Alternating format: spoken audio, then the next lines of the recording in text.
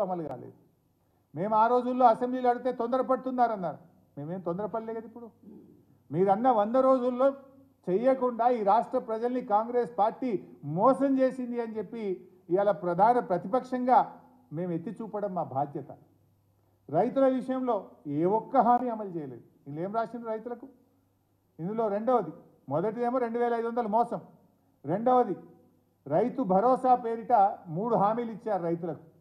రైతులకు కౌలు రైతులకు ఎకరానికి 15,000 రూపాయలు ఇస్తాం, ఇచ్చిండ్రా? మోసం. వ్యవసాయ కూలీలకు 12,000 ఇస్తాం, ఇచ్చారా? దగా. వరి పంటకు క్వింటాలకు 500 రూపాయల బోనస్, ఇచ్చిండ్రా? మోసం. రైతులకు ఇచ్చిన ఏ ఒక్క హామీ అమలు చేయకుండా ఈ రాష్ట్ర రైతాంగాన్ని నట్టేట ముంచింది కాంగ్రెస్ పార్టీ. పైగా ఇవాళ కరువు వచ్చింది. ఈ కరువు నిజంగా కాలం తెచ్చిన కరువు కాదు, కాంగ్రెస్ పార్టీ తెచ్చిన కరువు.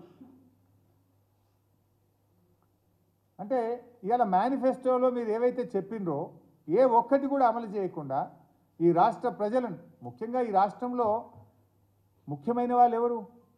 రైతులు, మహిళలు, నిరుపేదలు, ముగ్గురిని మోసం చేసిండ్రు.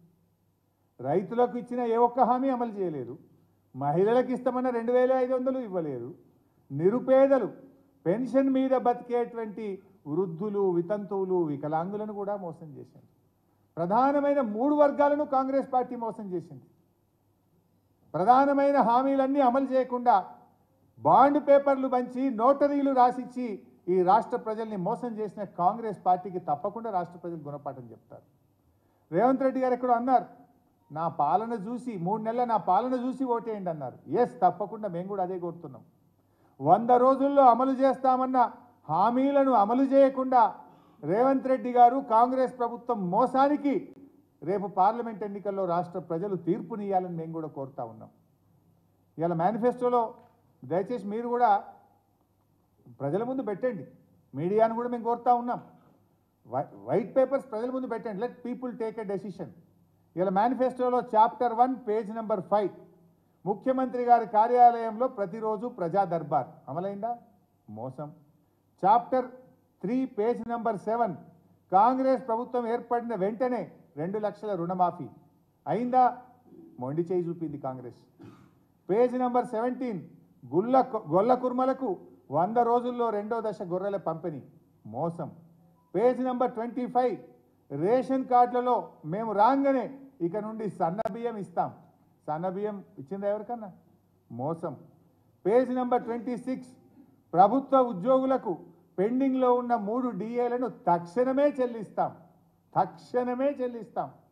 మరి 100 రోజులు నిండినా 3 డిఏల్లో ఒక్క డిఏ కూడా ఇవ్వకపోతుంది.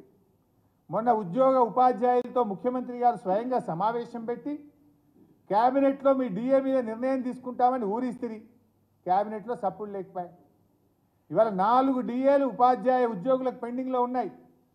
మీ మేనిఫెస్టోలో చెప్పినప్పుడు 3 ఉండే, తర్వాత ఇప్పుడు ఇంకో డిఏ మొన్న కేంద్ర ప్రభుత్వం ఇచ్చింది. అంటే ఇవాళ ఉపాధ్యాయ ఉద్యోగులను కూడా మేనిఫెస్టోలో చెప్పి ఎన్నికల సమయంలో మాట ఇచ్చి ఉపాధ్యాయ ఉద్యోగులను, ఈ రాష్ట్ర ఉద్యోగులను మోసం చేసింది కాంగ్రెస్ పార్టీ. ఇంకా టైం ఉంది, 100 రోజులు ఇవాళ, రేపు నోటిఫికేషన్ వస్తుంది అంటున్నారు. మీకు చిత్తశుద్ధి ఉంటే వెంటనే ఉపాధ్యాయ ఉద్యోగులకు 4 డిఏలు విడుదల చేయాలని చెప్పి నేను డిమాండ్ చేస్తూ ఉన్నా. దివ్యాంగులకు ఆర్టీసీ బస్సుల్లో ఉచిత ప్రయాణం, పేజ్ నెంబర్ 36. దీన్ని ఇవాళ దివ్యాంగులకు, వికలాంగులందరికీ కూడా మోసం చేసినారు మీరు. అదేవిధంగా ఆటో డ్రైవర్లకు 12,000 ఆర్థిక సహాయం అన్నారు. ఉన్న ఉపాధి పోయింది, ఆర్థిక సహాయం మర్చిపోయినరు. ఇవాళ ఆటో డ్రైవర్ల ఆత్మహత్యలకు ఈ ప్రభుత్వం కారణమైంది. ఇకపోతే 100 రోజుల కాంగ్రెస్ పాలనలో 174 మంది రైతులు, 38 మంది ఆటో డ్రైవర్లు, 10ల సంఖ్యలో చేనేత కార్మికులు ఇవాళ ఆత్మహత్య